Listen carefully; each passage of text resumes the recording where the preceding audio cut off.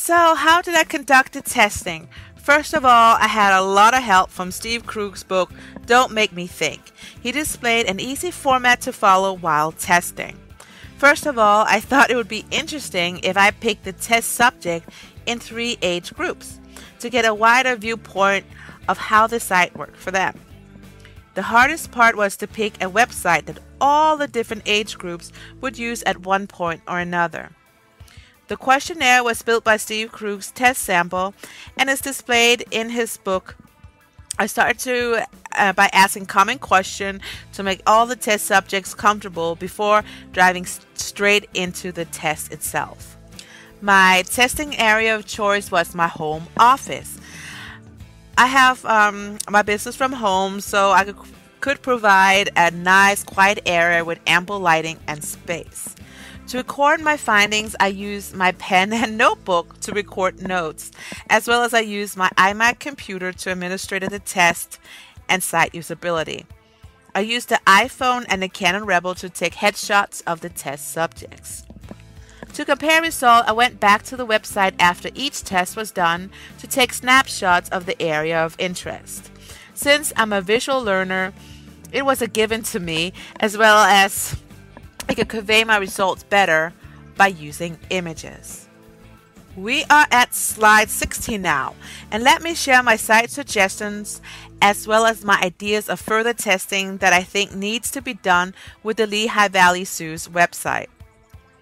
As I mentioned before, the first task I asked the test subjects to do was to buy tickets online, which was the most confusing and the most time-consuming.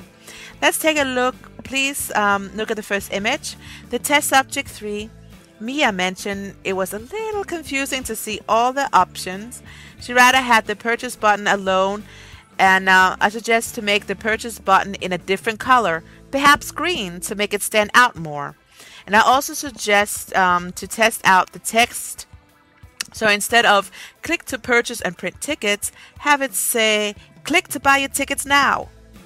Image 2, test subject 3, complained about the font size. It was almost too small to read. I suggest to make the font size bigger so senior citizen has an easier way to read the web pages. My further testing idea would to offer a choice actually for the visitor. They can pick what font size they want, for example, small, medium, or large. Image number 3, I suggest to change the address to a local address since the business is local and portray the whole community thing.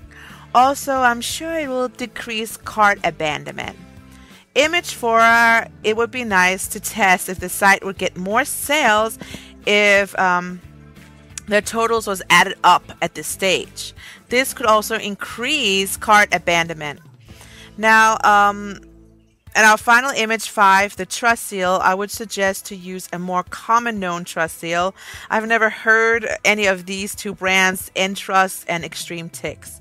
This concludes task 1, moving right along.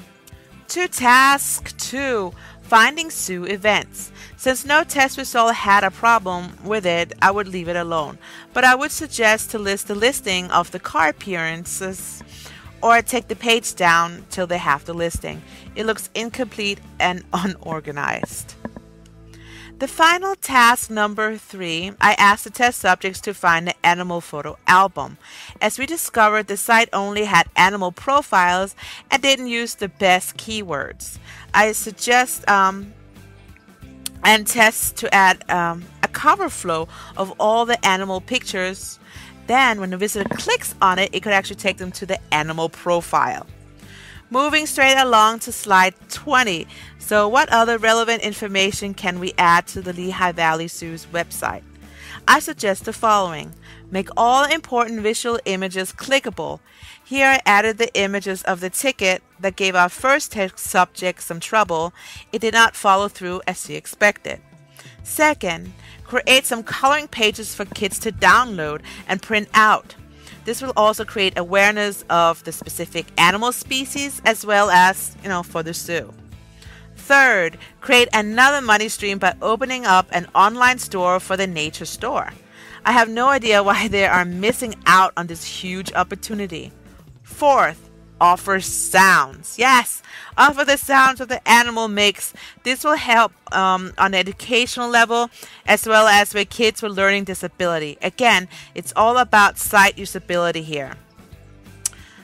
Fifth, offer videos of the zoo, especially of new animals or animals births or events, to draw crowds in, as well as create higher ranking in search engine for putting out videos on large sites such as YouTube and other video sharing websites. Okay, so let us review. I told you about the Lehigh Valley Zoo and why it's special to our community.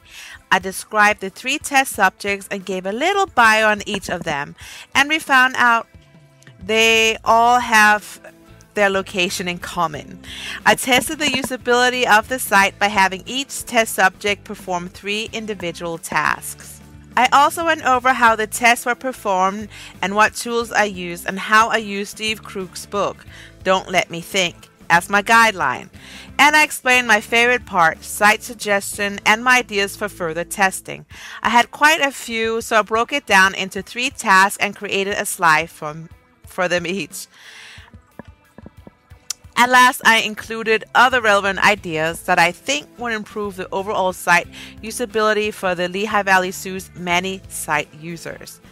This concludes this presentation, and I'm so happy you took the time out to learn about lvzoo.org, and thank you so much for your time.